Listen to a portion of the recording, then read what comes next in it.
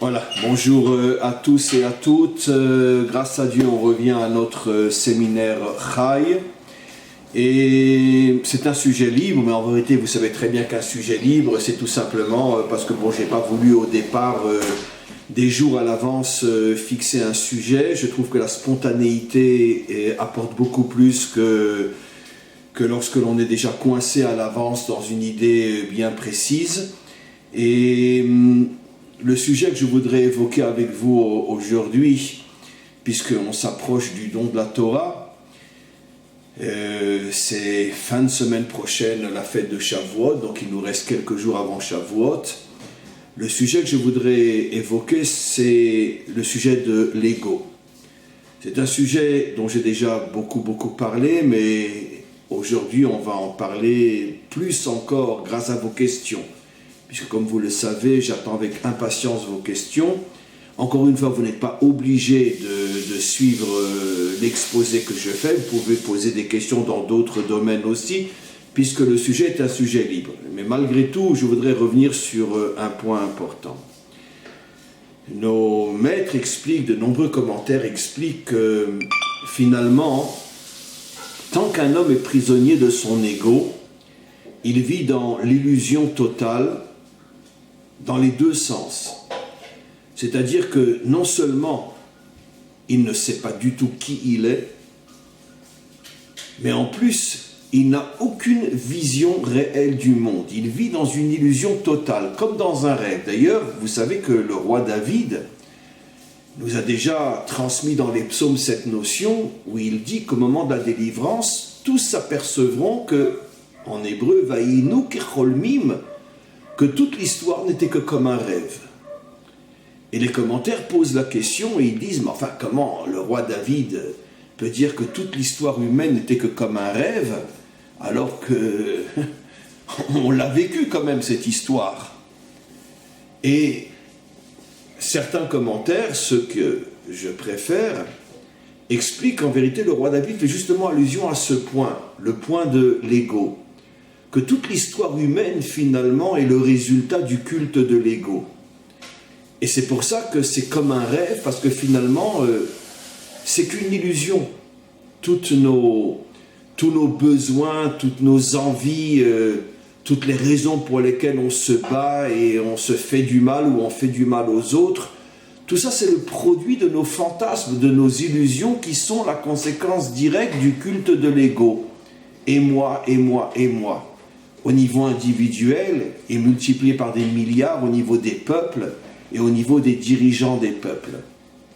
Et c'est pour ça que le roi David nous dit que toute l'histoire humaine n'aurait été qu'un rêve, en ce sens que toutes les choses pour lesquelles on s'est battu, toutes les choses pour lesquelles on a vécu, tout ce qu'on a désiré, tout ce qu'on a repoussé, tout ça était une pure illusion et on est passé complètement à côté de la réalité vraie, au point que l'histoire ne commencera véritablement qu'avec la délivrance finale, où l'une des choses les plus importantes que va réaliser le Mashiach, c'est de détruire l'ego qui est dans chacun d'entre nous et qui est surtout au niveau des peuples, des nations, des religions, des idéologies, des philosophies, que chacun se prend pour le meilleur, chacun pense qu'il est le seul à avoir compris et chacun veut imposer son ego aux autres.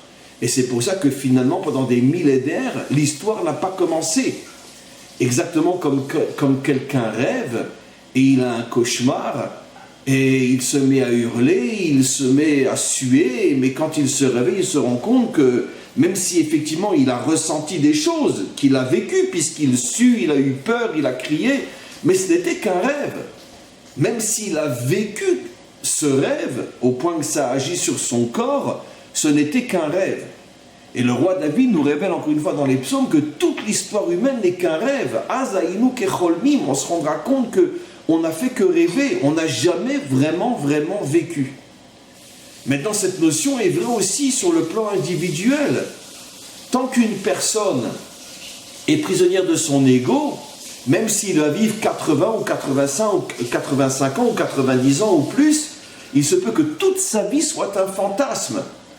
Parce que l'ego nous fait vivre un fantasme jusqu'à ce qu'on arrive à s'en débarrasser. On n'a encore une fois aucune perception de ce que nous sommes, du pourquoi nous existons, ce que nous devons réaliser, et toute notre vision du monde est complètement fausse. On ne voit pas du tout ce qui se passe, on ne comprend rien à ce qui se passe, on ne fait que finalement interpréter notre manière à nous de voir le monde, qui n'est qu'une pure illusion. Ce qui veut dire que finalement, la raison véritable pour laquelle nous sommes descendus dans ce monde, c'est pour casser l'ego. Je vous ferai remarquer, je l'avais déjà fait de nombreuses fois, que vous imaginez bien que Moshe avait d'énormes qualités. D'après les maîtres des secrets, il possédait en lui les 10 sphirotes, les 10 attributs divins. Ça veut dire qu'il avait la qualité de la chokhma, de la sagesse, de la bina, de la compréhension. Il avait le chesed, il avait la bonté, il avait la gvura, il avait la force, il avait toutes les qualités représentées par les 10 attributs. Et pourtant, on s'aperçoit dans la Torah que quand la Torah nous parle de la qualité, même pas des qualités, de la qualité de Moshe, la seule et unique dont la Torah parle, c'est qu'il était le plus humble des hommes. Pourquoi il n'avait que cette qualité?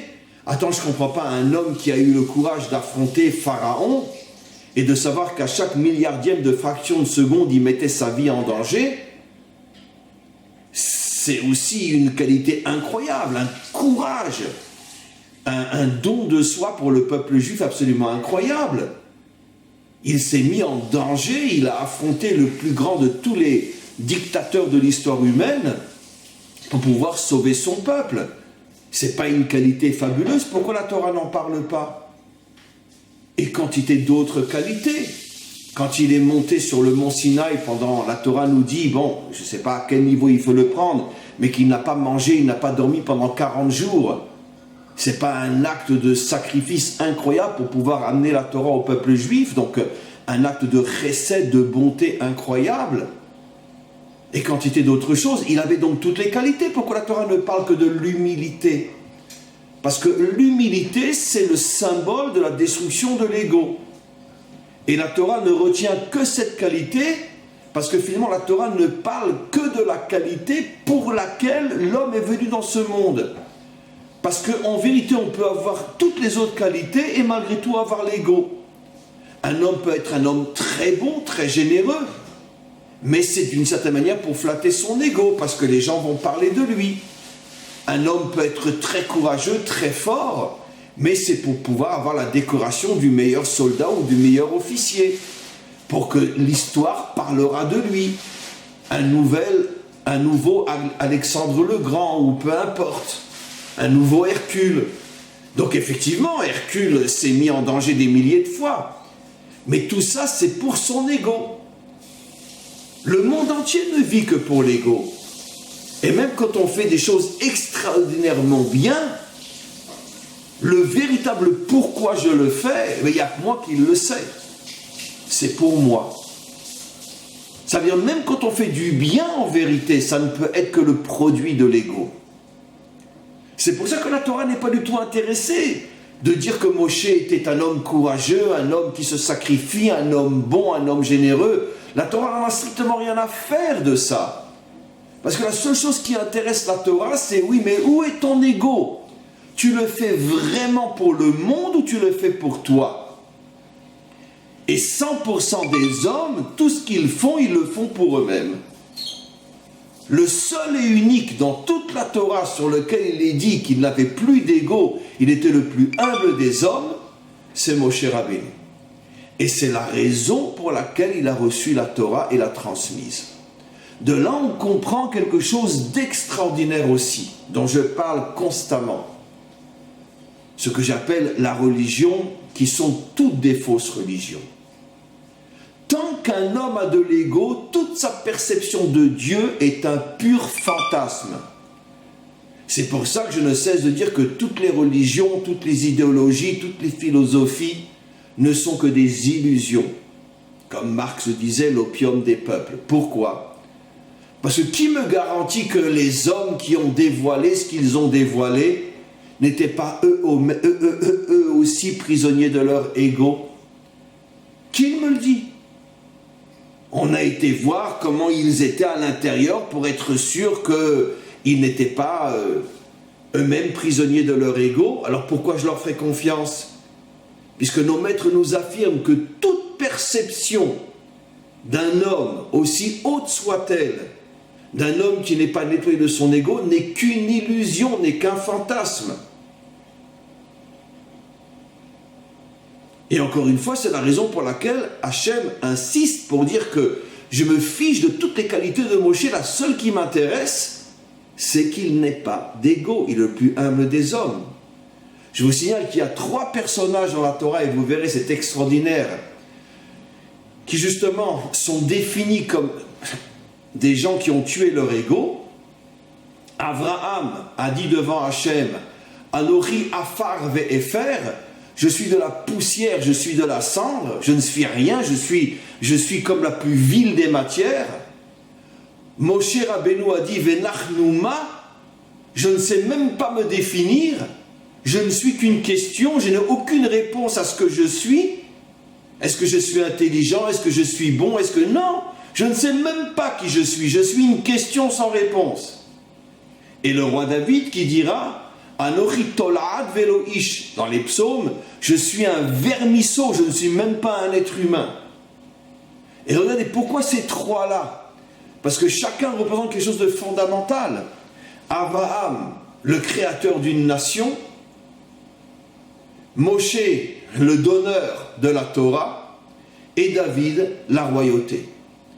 Ça veut dire que chacun a apporté une des 3 dimensions qui construisent un peuple, la racine d'un peuple, d'où vient-il, Abraham? On pourrait dire après l'idéal d'un peuple, la Torah donnée par Moshe, et d'une certaine manière la puissance d'un peuple, la Malchut, la royauté donnée par David. Et les 3 personnages ont en commun que les 3 refusent de se définir comme un être humain. Je suis de la poussière, je suis de la cendre, dit Abraham. Je ne sais même pas qui je suis, dit Moshe. Je suis au plus un lézard. Tolaat, c'est un vermisseau, je sais pas, bon, il y a un autre mot, un lézard. Je suis Véloï, je n'ose même pas dire que je suis un homme, dit le roi David. Donc, casser son ego.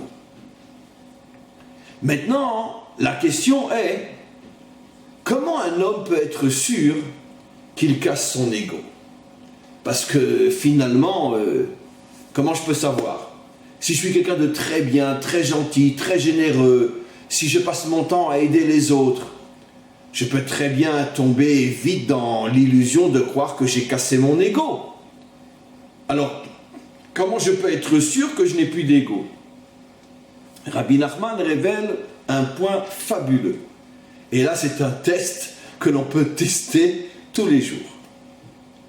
Si quelqu'un subit une humiliation, une humiliation, on vient, on l'humilie, on le critique, on le blesse, sans aucune raison, ou celui qui l'humilie, qui le blesse, se fait des idées sur lui et l'accuse d'être ce qu'il n'est pas, et qu'il se tait, il ne répond pas, il comprend que ce qu'il est en train de traverser, c'est un signe d'Hachem pour l'aider à casser son ego, et qu'il ne répond pas, et qu'il ne tient aucune rigueur, aucun sentiment de vengeance et de haine ou de colère à l'égard de celui qui injustement l'a humilié et critiqué, c'est la preuve que lui est en train de casser son ego. C'est le seul test possible, dit Rabbi Nachman, pour être sûr que l'on travaille sur son ego. Si je suis l'homme le plus généreux de la terre, je suis l'homme le plus courageux de la terre, je suis l'homme qui est prêt à me sacrifier 1000 fois pour les autres, et encore et encore et encore, ce n'est absolument pas la preuve que j'ai cassé mon ego. Mais si quelqu'un vient, et précisément quand je suis quelqu'un de bien, qui fait des choses bien, et que quelqu'un vient, ou que de nombreuses personnes viennent, et m'humilient, me rabaissent, me critiquent, et que je sais que toute la vision qu'ils ont de moi est fausse, et que je ne réponds pas, j'accepte l'humiliation et je ne cherche pas à me venger, je ne cherche pas à reprendre le dessus, j'accepte les choses, c'est la preuve que je tue mon ego. C'est la seule preuve qu'on a.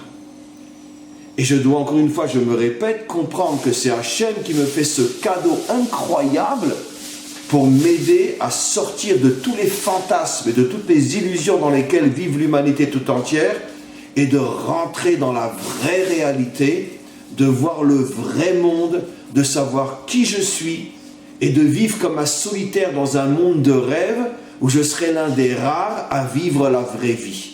Et tout le monde vit dans une illusion, tout le monde vit dans un fantasme, et moi j'ai cassé mon ego et je commence à rentrer dans la vraie vie. Rabbi Nachman va beaucoup plus loin encore. Il dit à quoi ressemblent toutes les critiques qu'un homme bien traverse dans sa vie. C'est comme de l'eau que l'on verse sur une graine pour la faire pousser. Regardez jusqu'où il va. Une graine qui est dans le sol, comme on le sait, pour qu'elle se transforme en plante, en arbre, elle a besoin d'eau. Sans eau, elle ne pourra pas pousser.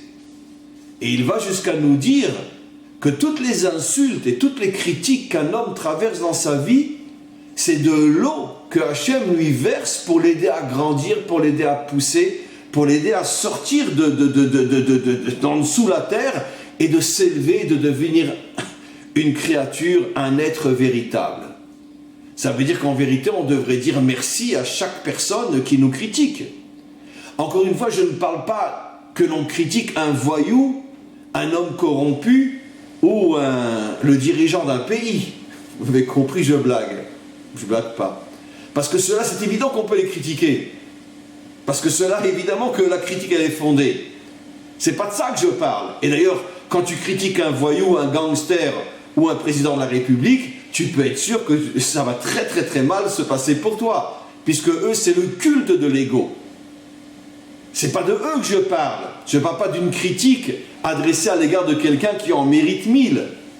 Je parle que quand on me critique, sans aucune raison, et je sais que la personne se fait des idées sur moi qui sont complètement fausses, et que j'aurai toutes les raisons, même honnêtes, fondées, de répondre, et que je ne réponds pas. Là, je dois comprendre qu'en vérité, que celui qui me critique n'est qu'un instrument entre les mains d'Hachem pour m'aider à pousser, pour m'aider à grandir. Et c'est comme de l'eau que l'on verse sur une graine pour qu'elle puisse devenir un arbre fabuleux. Maintenant, c'est sûr que c'est sans doute la chose la plus dure à réaliser. Parce qu'encore une fois, si je sais que j'ai fait de graves choses et qu'on vient et qu'on me fait le reproche, bon, ou je suis une ordure et je me venge, ou je suis plus ou moins honnête, et bon, je me tais parce que je sais que j'ai fait des graves choses. Mais là, la raison pour laquelle je me tais, c'est parce que je sais que l'autre a raison. Mais si je sais que je n'ai rien fait et qu'on vient et qu'on me critique, et que malgré tout je ne réponds pas, mais pourquoi tu ne réponds pas? Il n'a pas à te critiquer, explique-lui qu'il a tort, explique-lui qu'il se trompe. Pourquoi tu ne réponds pas? Parce qu'en vérité, lui ne m'intéresse pas. Je comprends que c'est une épreuve pour m'aider à casser mon ego. Dans tous les domaines de la vie, nous avons ce problème-là. Et peut-être la source, la racine de ce problème-là, comme je le dis souvent, c'est dans le couple. 99,9% des couples qui se séparent, qui ne s'entendent pas, qui divorcent ou qui vivent l'un à côté de l'autre, mais pas l'un avec l'autre, c'est un problème d'ego. Comment tu as osé me parler sur ce ton-là? Comment tu as osé me dire ça? Comment tu as osé me répondre de cette manière-là? C'est l'ego. Et donc, à partir de là, ça part dans tous les sens. Mais c'est un problème d'ego. Maintenant, vous comprenez pourquoi j'ai déjà expliqué des milliers de fois que la Torah nous dit que la raison pour laquelle l'homme et la femme ont été créés, c'est parce qu'elle s'appelle Ezer Kenegdo. Elle est là pour l'aider en étant contre lui. En étant contre lui, ça veut dire quoi? Ça veut dire qu'elle va taper sur son ego. Et vice-versa, bien sûr, ça va dans les deux sens. Chacun tape sur l'ego de l'autre. Et pourquoi aujourd'hui plus personne ne se marie? Pourquoi aujourd'hui il y a 1 million de fois plus de divorces que de mariages? Et encore 1 million, je suis loin du compte. Pourquoi? Parce qu'on est dans une génération où jamais l'ego a été aussi religieusement respecté que dans notre génération. Comme je dis toujours, arrêtez de nous parler du monde laïque. Le monde laïque est la plus grande et la plus terrifiante de toutes les religions qui n'ont jamais existé sur Terre. C'est quoi? Le culte de l'ego, le Dieu égo. Ça n'existe pas un monde sans religion. Ça n'existe pas. Impossible qu'un homme n'ait pas foi en quelque chose. Et dans le monde soi-disant laïque, la religion, c'est le culte de l'ego. Le Dieu égo, et moi, et moi, et moi. Ça a toujours existé, mais dans notre monde laïque, pire que jamais. Et c'est pour ça qu'il n'y a jamais eu autant de divorces, autant de gens qui ne se marient pas que dans notre génération. Parce que dans notre fond intérieur, on a peur de la confrontation avec l'autre. Donc on ne veut pas se lier avec quelqu'un, parce que comment qu'on va le supporter après? Il y aura trop de tension. Et moi, je ne supporte pas qu'on me touche à mon ego. Donc en vérité, la seule et unique chose qu'un homme doit faire sur terre pour véritablement devenir un homme qui existe réellement, Rabbi Nachman va jusqu'à dire que quelqu'un qui a de l'ego, il n'existe pas. C'est-à-dire que pas seulement toutes ces pensées, toutes ces paroles, toutes ces actions sont de l'illusion, même lui n'existe pas. C'est-à-dire qu'il n'existe pas. Il croit qu'il existe, il se touche, il croit qu'il existe, mais même lui n'existe pas. Et encore une fois, l'exemple du rêve est excellent, comme le dit le roi David. Parce que dans un rêve, je vois quelqu'un qui vient pour me tuer, j'hurle. Mais c'était qu'une illusion, et pourtant j'ai hurlé. J'ai hurlé, j'ai eu peur, j'ai eu des sentiments réels, un ressenti réel. Mais ce n'était qu'une illusion. Ce qui veut dire, vous imaginez que là, je suis en train de vous parler, je me touche, j'ai l'impression que j'existe, et peut-être que je ne suis qu'une illusion. Dites-moi, vous savez ce que nos maîtres nous disent? Nous, on croit qu'il y a 7 milliards de personnes sur Terre. C'est même pas sûr qu'il y en ait 10. Mais je vais donner un exemple très simple. Très très simple. Imaginez-vous que vous êtes dans un endroit où des projecteurs vous envoient des images de gens qui semblent être à côté de vous. C'est possible aujourd'hui au niveau de la technologie. Je peux très bien être là et un projecteur va créer une image à côté de moi de quelqu'un que j'ai l'impression qu'il est... Tant que je ne le touche pas et que je ne me rends pas compte que c'est du virtuel, je peux croire que c'est du réel. Eh bien, nos maîtres, il y a des millénaires, vont jusqu'à nous dire que tout ce qu'on croit en vérité être la population du monde, c'est en vérité une pure illusion. Les seules véritables créatures qui sont véritablement dans ce monde, c'est ceux qui n'ont plus d'ego. Vous imaginez qu'on peut vivre toute une vie, avoir des ressentis, des larmes, des joies, des moments de bonheur, des moments de peine, et puis que quand arrive le dernier jour, on se rend compte que finalement on n'a jamais existé. C'est dur à accepter, hein. C'est dur. C'est pour ça que finalement, d'une autre manière, le seul et unique critère, la seule et unique preuve de deux personnes qui existent véritablement, c'est au niveau d'un couple parfait. Quand je dis parfait, je n'ai pas dit qu'il n'y a pas de dispute, je n'ai pas dit qu'il n'y a pas de querelle et de tension, mais ils arrivent toujours à les surmonter. Et ils vivent l'un avec l'autre et pas l'un à côté de l'autre.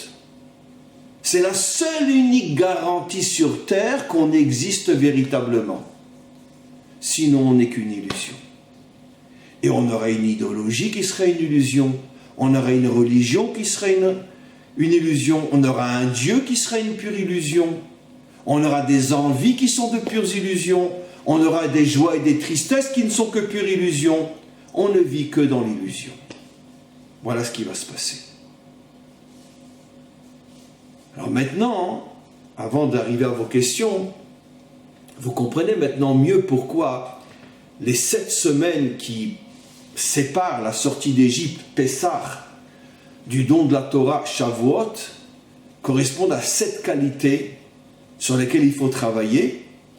Mais la dernière qualité qui correspond à la dernière semaine, on va rentrer dans la dernière semaine mercredi soir, jeudi, la dernière semaine avant le don de la Torah, c'est la qualité de la Malchut, mot à mot la royauté. Et c'est la dernière qualité. Et on sait très bien ce que nos maîtres nous expliquent, que quand il y a un énoncé, un parcours, la dernière étape, c'est la finalisation, le but, le pourquoi qu'il fallait atteindre.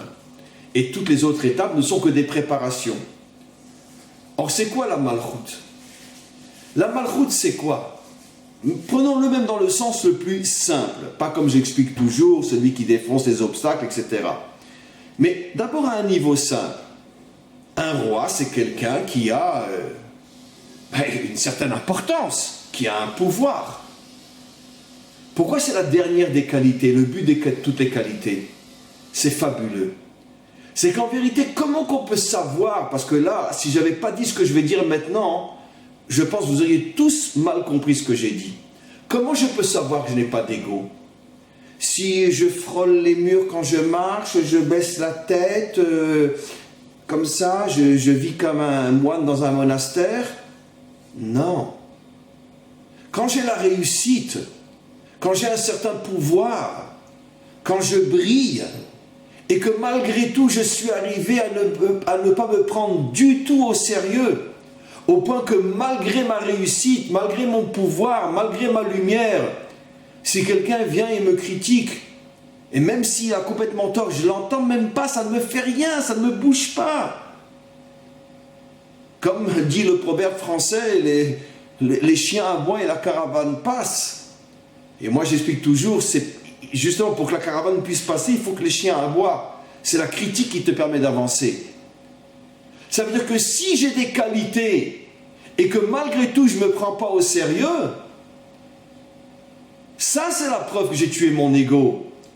Mais si je suis pauvre, si je suis bête, si je frôle les murs et que je baisse la tête, il n'y a aucune preuve que tu n'as pas d'ego. C'est ce que le roi Salomon a dit dans Michelet, dans les Proverbes. Il le dit, je le traduis en français, il dit une chose extraordinaire. Comment un homme peut savoir qu'il est humble quand il est fort, riche, puissant, qu'il a tout pour devenir un monstre d'ego et qu'il reste humble? Là, tu peux être sûr qu'il a réussi sa vie. C'est pour ça que la dernière des qualités est la Malchut. Qu'est-ce que ça veut dire à mon niveau, à moi? Je ne serai jamais un roi, ni vous. Ça veut dire que Malchut dans le sens que si j'arrive à une certaine réussite dans ma vie, au point que les autres me voient comme quelqu'un de grand, de fort, et que malgré tout, je ne me prends absolument pas au sérieux, ça c'est la preuve que j'ai réussi ma vie, et que ma vie est une vraie vie. Ce qui veut dire que l'humilité, mes amis, c'est pas frôler les murs avec la tête baissée. Non, non, non. La Torah ne veut pas faire de nous des curés ou des rabbins. Non. La Torah veut faire de nous des hommes forts, puissants, intelligents, brillants, qui réussissent, mais qui en même temps, se voient comme moins que rien. Comme s'ils n'existaient pas. Tellement ils ne se prennent pas au sérieux. Et bien dites-moi, Abraham, c'était pas un géant? Et il a dit, je suis de la poussière. Moshe, c'était pas un géant? Et il a dit, je sais même pas qui je suis. David, c'était pas un géant? Et il a dit, je suis comme un reptile, je suis même pas un homme.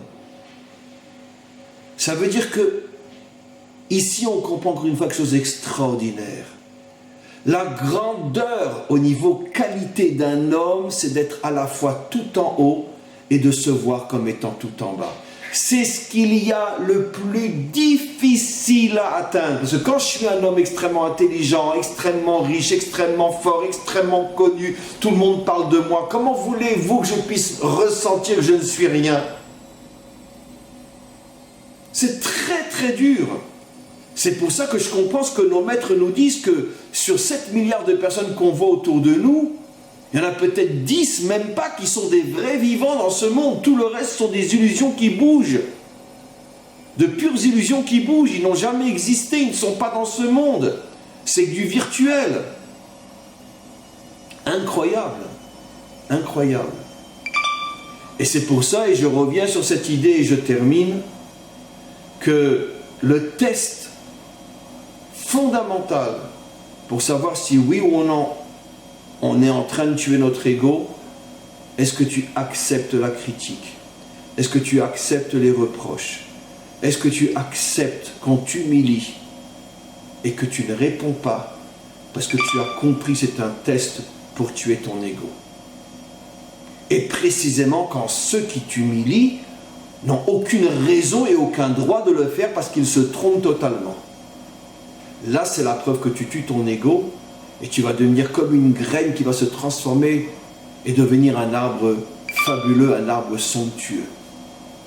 Voilà, on va passer à vos questions maintenant, mes amis.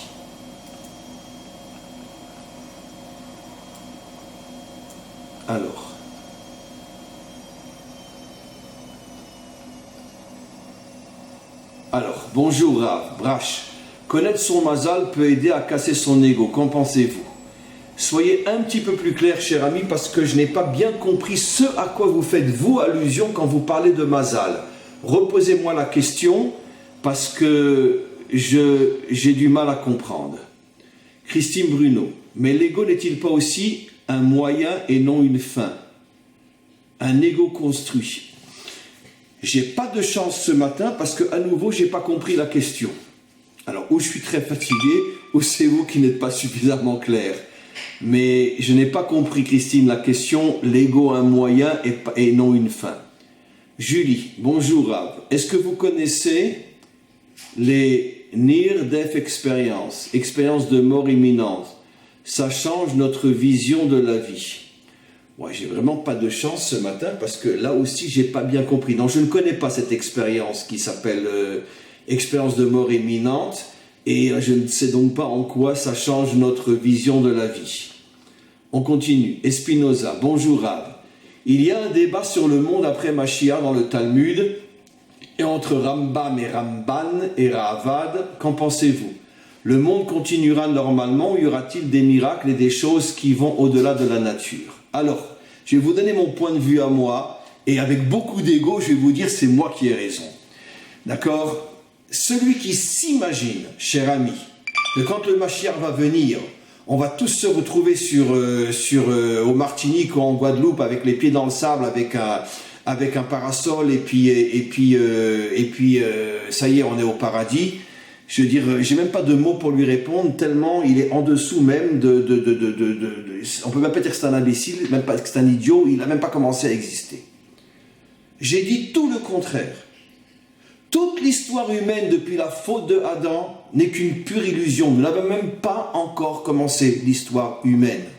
On ne vit que dans du virtuel, qui fait mal, qui nous fait souffrir, qui nous apporte aussi des joies, comme quelqu'un qui rêve et qui se retrouve sur une île déserte et qui il se met à rire dans son rêve, et il kiffe dans son rêve, mais ce n'est qu'un rêve.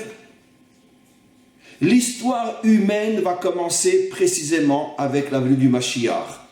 Et on se rendra compte qu'on a perdu des millénaires d'illusions. Maintenant, l'histoire humaine va commencer, mais la vraie. Et on n'a pas été créé pour se faire bronzer sur une île en plein Pacifique. Je voulais que je vous dise, mais rien que de penser que je pourrais me retrouver dans le paradis avec de la lumière toute la journée et plus d'épreuves, plus de difficultés, plein d'affaires, mais je préfère qu'on me mette en enfer. Oui, je le dis, je préfère qu'on me mette en enfer. Mais vous imaginez, pendant l'éternité, on va se faire bronzer on va se faire bronzer par la lumière divine. Mais comment qu'on pourrait imaginer que le bon Dieu nous fasse un sale coup pareil? Toutes ces inventions de paradis sont les inventions de toutes les fausses religions. Il n'y a pas de paradis. C'est une pure illusion. L'homme a été créé pour travailler. L'homme a été créé pour se dépasser. L'homme a été créé pour se surpasser. L'homme a été créé pour faire des efforts. Et, cher Espinoza, je vais vous rapporter, vous savez, c'est peut-être un petit peu prétentieux pour un cours sur l'ego, mais ça fait des années que je le dis. Je ne sors jamais un mot de ma bouche quand j'enseigne qui n'a pas une source dans la Torah. Tout ce que je dis est marqué dans le Talmud. Nos maîtres nous disent Talmidei chachamim en lahem menucha lo ba'olam hazeh velo ba'olam haba shene'emar vayilchu michail el chail. Je traduis. D'accord? Les hommes authentiques n'auront jamais de repos, ni dans ce monde, ni dans l'autre monde, car ils iront de combat en combat. Mais vous vous rendez compte ce que nos maîtres nous disent? Ni dans ce monde, ni dans l'autre monde, car ils iront de combat en combat. Quoi, quand le Mashiach va venir, on va continuer à se battre? Mais drôlement, parce que dans ce monde, tu as combattu, mais dans un monde d'illusion. Mais dans l'autre monde, tu vas te battre, mais dans un vrai monde. Le paradis n'existe pas et n'existera jamais.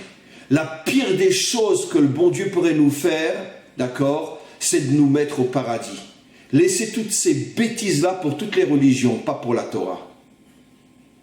L'homme a été créé pour être un héros, pour être un homme vrai, authentique, qui doit affronter des difficultés et qui doit les surmonter et avancer vers une autre difficulté, la surmonter et avancer, et ceci pour l'éternité.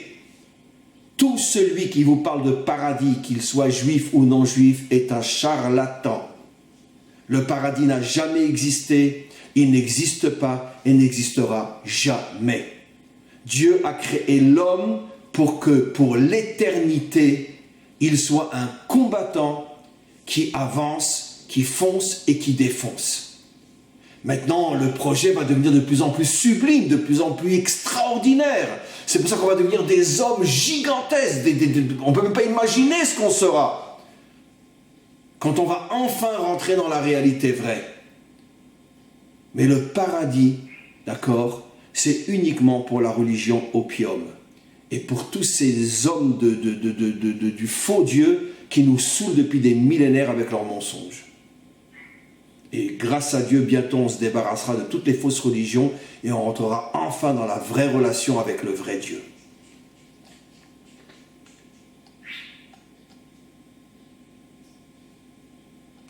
Alors, Marc, quelqu'un qui dit « je suis un lézard », comment peut-il être crédible? Il faut que cela ait... Il faut qu'il ait une personnalité très forte, une idée de lui-même au-dessous de la normale, n'est-ce pas? De l'ego également, peut-être même un ego surdimensionné. Ouais, j'ai du mal à comprendre. Je ne sais pas ce qui m'arrive ce matin. Quelqu'un dit « je suis un lézard ». Comment donc David peut-il être crédible? Non, j'ai compris. Non, non, non, parce que justement, quand quelqu'un dit « je ne suis rien », c'est parce que justement il sort de son ego. C'est-à-dire qu'il se met au niveau de la grande image. Donnons un exemple. Même si David était immense par rapport à Moshe, c'est sûr qu'il ne lui arrivait pas à l'ombre de sa chaussure. Dans beaucoup de domaines en tous les cas, pas dans le domaine de la royauté, puisque Moshe n'était pas un roi et David était un roi, mais dans d'autres domaines. David n'a pas reçu la Torah directement d'Hachem. Moshe n'a jamais eu David n'a pas reçu la Torah directement d'Hachem. Donc par rapport à Moshe, dans ce domaine-là, il ne commence même pas à exister. David n'a pas eu à affronter un homme redoutable, dictateur aussi incroyable que Pharaon. Moshe oui, David non. David aussi a affronté des gens terribles, mais pas de la dimension d'un Pharaon. Et surtout en tant qu'esclave, en tant que représentant d'un peuple esclave, où il suffit de faire comme ça, ils disparaissent tous. David, lui, s'est battu contre des ennemis très puissants, mais il avait une armée. C'était pas un peuple d'esclaves. Donc, David, par rapport à Abraham, qui a tout commencé tout seul, il était seul au monde quand il a commencé à découvrir et à dévoiler le vrai Dieu. Dans ce domaine-là, il ne lui arrive pas à l'ombre de sa chaussure. Ça veut dire, encore une fois, c'est quoi l'ego? C'est que je ne vois que moi, dans ma génération, tel que je suis, le plus grand. Mais si tu as la grande image, tu te rends compte que tu n'es rien. Que tu n'es rien. Parce qu'il y en a des milliers d'autres qui, dans différents domaines, tu ne peux même pas te comparer à eux. Et qu'on arrête aussi avec cette stupidité insupportable et mensongère de croire que le Messie, ça va être un petit Dieu. Le Mashiach sera très grand dans son domaine, mais dans d'autres domaines, ce ne sera pas le plus grand. Je ne cesse de l'enseigner et vous le verrez. Vous le verrez un jour. Qu'est-ce que je veux dire par là? Ça veut dire que même le Mashiach lui-même, dans d'autres domaines, il prendra conseil auprès d'autres personnes qui, dans ces domaines-là, sont plus grands que lui. Le Mashiach sera le plus grand médecin de sa génération? Non, il y aura des médecins plus grands que lui. Ce sera le plus grand sage de sa génération? Non, c'est faux. Même le roi David avait un maître qui était beaucoup plus grand que le roi David. Chaque homme a été créé, mes amis, pour une spécificité dans laquelle c'est sa mission. Alors s'il s'enferme uniquement dans son ego, c'est ça l'ego, c'est que je ne vois que ma mission dans laquelle je suis très grand. Mais si je garde la grande image, je m'apercevrai qu'il y a des tas de gens qui dans d'autres domaines sont infiniment plus grands que moi, et moi je n'arrive pas à l'ombre de leurs chaussures. Donc quand le roi David dit « je suis un lézard », ça veut dire quoi? Pas par rapport à son rôle en tant que roi, car il sait très bien que dans son rôle en tant que roi, il est très grand. Mais l'homme n'a pas été créé que pour être un roi. Il y a des milliers d'autres fonctions dans lesquelles des milliers d'autres hommes sont beaucoup plus grands que moi. Et c'est ça ce qui amène dans l'homme l'humilité. De comprendre que dans ton domaine, tu es très bon. Mais dans d'autres domaines, tu es loin d'être le meilleur. Comme je dis souvent, un Rav, par exemple, qui enseigne la Torah, bon, mais dans ce domaine-là, c'est son métier, il est très fort, mais dans d'autres domaines, il n'arrive peut-être même pas à l'ombre de la chaussure, même d'un non-juif, même si lui, il est Rav de Torah. Parce que peut-être que dans d'autres domaines, même un non-juif qui n'a rien à voir avec la Torah, qui ne l'a jamais étudié, dans d'autres domaines, est peut-être 100 fois plus grand que lui. C'est ça l'humilité véritable. C'est ça l'annulation de l'ego. D'avoir toujours la grande image devant les yeux. De ne pas se restreindre uniquement à ma mission, ma réussite, ma fonction. De comprendre que toi, c'est cette fonction et d'autres, c'est une autre fonction. Et dans leur fonction, ils sont beaucoup plus grands que toi. Et quelle est la fonction la plus importante? T'en sais rien. Te dis pas que ta mission est la plus importante de toutes. David n'aurait jamais pensé qu'il était plus important que Moshe. Comme Moshe ne pensera jamais qu'il est plus important que David. Moshe se dit « je suis nul devant David » et David dit « je suis nul devant Moshe ». Donc c'est ça encore une fois la destruction de l'ego. De sortir de cette perception trou d'aiguille de l'existence. Il n'y a pas que moi. Et dans d'autres domaines, je ne suis même pas un lézard, je ne suis rien, je n'ai même pas commencé à exister. On continue. Christine, Paro, force immense de l'ego créé par Hachem, nous fait sortir de l'Égypte.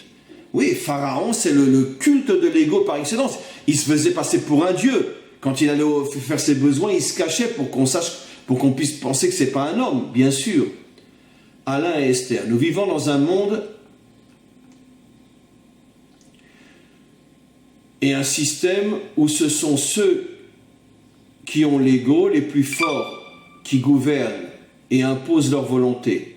Dans un tel monde, quelqu'un est en train de se libérer de son ego et qui évite de réagir aux critiques non fondées. Comment peut-il survivre et arriver à construire dans ce monde? Parce que la vérité est que lorsque nous... En vérité, le premier qui va véritablement jusqu'au bout, totalement, absolument arriver à détruire son ego sera le Mashiach. Et c'est comme ça qu'il arrivera à sauver le monde. Je vous donne un exemple très simple, mon ami.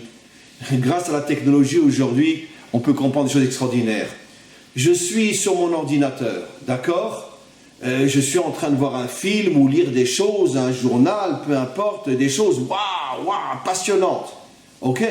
Mais d'un autre côté, si au même moment, quelqu'un enlève la prise de l'ordinateur, hop, tout disparaît. Ça veut dire qu'en vérité, c'était très fort ce que je vivais. Mais ça n'existe que dans le virtuel. La preuve, c'est que j'ai enlevé la prise, tout a disparu. Ça veut dire que le monde de l'ego est un monde très puissant, tant que moi-même je fais partie de ce monde de l'illusion. Mais dès le moment où j'arrive à sortir du monde de l'illusion, je me rends compte que ce sont tous des figures virtuelles qui n'existent pas et qui n'impressionnent que ceux qui sont eux-mêmes dans le virtuel. Et d'ailleurs, je vais vous livrer un secret, ça a été ça la force de Moshe. Comment Moshe a-t-il pu avoir le courage de rentrer dans le palais de Pharaon et lui dire « Si tu libères pas mon peuple, je te casse la figure ». Mais comment, vous imaginez quelqu'un qui aurait dit ça à Hitler ou à Staline? C'est impossible. Il sait très bien qu'il ne va même pas terminer la deuxième lettre du premier mot, il est déjà mort. Comment Moshe peut venir pendant 1 an, puisque les 10 plaies ont duré 1 an, et à chaque fois dire à Pharaon, je te casse la figure encore plus que la dernière fois. Après, il lui dit, je vais tuer ton fils, la mort des premiers-nés. Mais pourquoi? Mais d'où il a cette force? D'où il a cette force? Ne me répondez pas comme tous les curés, parce que le bon Dieu était avec lui. Attendez, on n'est pas à l'église ou on n'est pas à la synagogue.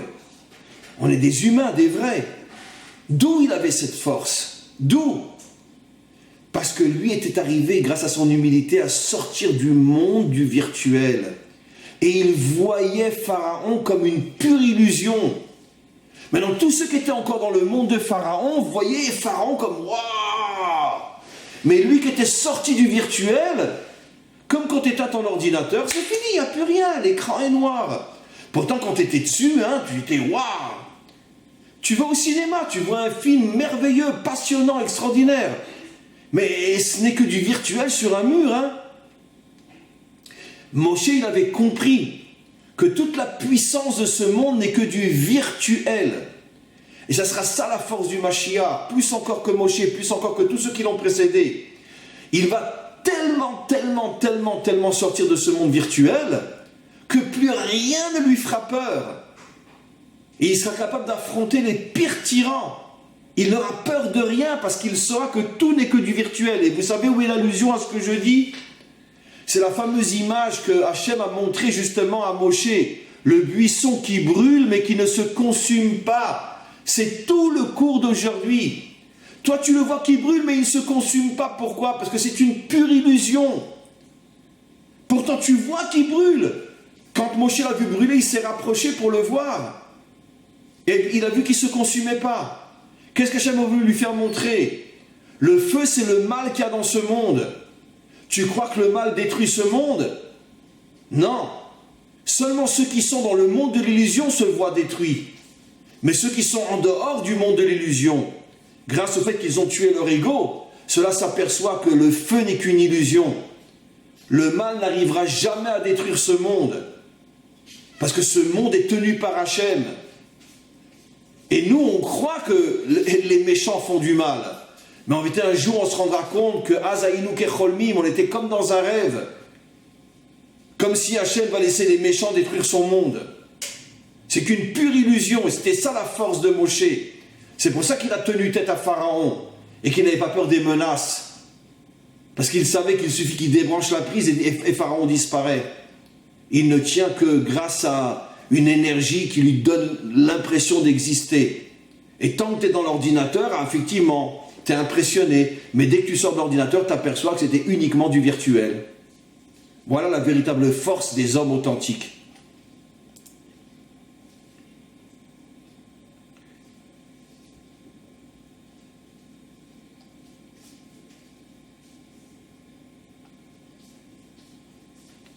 Alors, encore une question d'Alain Esther. Il ne sert donc à rien de chercher à changer le monde tant que nous sommes esclaves de notre ego. Absolument, absolument, absolument. Car sous l'emprise de l'ego, tous nos combats ne sont que des illusions. Absolument. Personne ne pourra changer le monde tant que nous serons prisonniers. À 100%, 80%, même 1%, tu ne peux pas.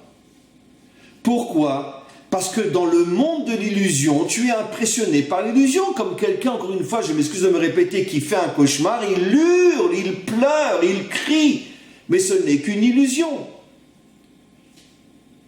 C'est un des plus grands secrets incroyables que nous a révélé le roi David en nous disant que quand le Mashiach viendra, on se rendra compte que tout le monde rêvait. Ce monde n'existe pas tel que nous le ressentons. On vit vraiment comme devant un écran de télévision. Il n'y a rien. Et pourtant, on ressent. C'est pour ça que ne peuvent changer le monde que des êtres qui ont cassé leur ego. C'est-à-dire qu'ils sont sortis du virtuel pour rentrer dans le réel. Et donc ils voient le virtuel comme une pure illusion, ils n'ont plus peur. Ils n'ont plus peur. Et il y a quantité d'histoires dans la Bible, dans le Nar, dans les enseignements des maîtres d'Israël, dans le Talmud, dans le Midrash, de choses comme ça où on voit que des hommes qui étaient dans une situation de danger sont arrivés à se connecter à Hachem avec une telle émouna qu'il n'y a que Hachem. Tout ce que je vois, tout ce que je ressens, c'est qu'une pure illusion. Il n'y a que Hachem. Et c'est comme ça qu'ils ont traversé le danger sans qu'ils aient rien. Je raconte souvent cette histoire. Et avec votre permission, on va pratiquement conclure cette histoire authentique de quelqu'un pendant la guerre, un juif qui était dans un ghetto, et il a décidé qu'il sort du ghetto. Et comment sortir du ghetto? Tu t'approches près de la porte du ghetto, tu es fusillé. Et pendant quelques jours, il a fait une grande réflexion intérieure, où il a voulu ressentir de toutes ses forces ce que dit le verset. C'est un verset, En od milvado, il n'y a que lui. Il l'a tellement intégré, tellement ressenti, tellement vécu, qu'il s'est approché près de la porte du ghetto, il est sorti, les Allemands ne l'ont pas vu, et comme ça, il a pu survivre à la guerre. Sur le chemin, il a rencontré des tas de groupes de nazis qui ne le voyaient pas. Lui, il les voyait, mais eux, ils étaient devant lui, mais ils ne le voyaient pas. Pourquoi? Parce qu'il était dans une autre dimension, il était dans un autre monde. Je sais que ça paraît de la science-fiction. Et vous me connaissez, je suis quelqu'un de très réaliste, je ne suis surtout pas un mystique, ni un moustique. Mais ça, j'y crois. Si quelqu'un vraiment arrive à se connecter au maître du monde avec une force telle qu'il ressent, pas il sait, mais il ressent qu'il n'y a que lui, il sort de la dimension du virtuel, il est dans une autre dimension, et il passait près des nazis, les nazis ne le voyaient pas. Comme c'était transparent. C'est une histoire authentique. Bon, ça s'est passé une seule fois dans toute l'histoire de la Shoah, mais une histoire absolument incroyable. Et donc, ne peut changer le monde que quelqu'un qui arrivera à sortir complètement de l'illusion de ce monde, et il verra ce monde comme quelque chose de complètement virtuel, et là, il pourra défoncer ce monde pour le changer. Celui qui y arrivera sera le Mashiach, tout simplement.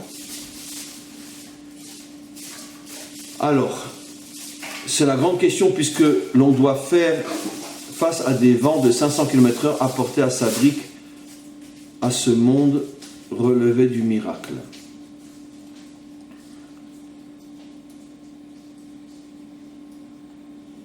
Voilà, mes amis, on va arrêter pour aujourd'hui. Merci beaucoup pour vos questions qui étaient très fortes. Je pense qu'on a, personnellement, je vous dis très sincèrement, mais vraiment, moi, ce cours m'a renforcé. Et vous savez, je veux dire, un vrai enseignant, et c'est pas un professeur d'université qui transmet de la connaissance. S'il ne vit pas et s'il ne se renforce pas avec ce qu'il dit, alors c'est pas de la Torah qu'il enseigne, c'est uniquement de la Bible ou de la connaissance. Moi, ce cours m'a beaucoup renforcé et vraiment, c'est un cours à réécouter parce que c'est un cours qui est très important de comprendre que finalement, l'ego nous fait vivre dans une dimension qui n'est pas réelle, dans laquelle vivent pratiquement 7 milliards de personnes, et celui qui arrive à casser son ego rentre dans la vraie vie, dans la vraie réalité, et arrive à percevoir ce monde comme une telle illusion que plus rien ne l'impressionne, plus rien ne lui fait peur, et il traverse le monde en ne voyant, n'entendant plus rien.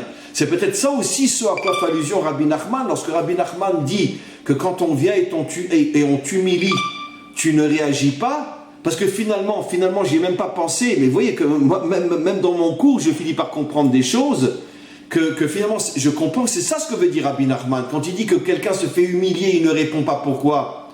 Mais parce qu'il sait qu'il est humilié par une illusion qui n'existe pas. Je ne vais pas me révolter contre du virtuel.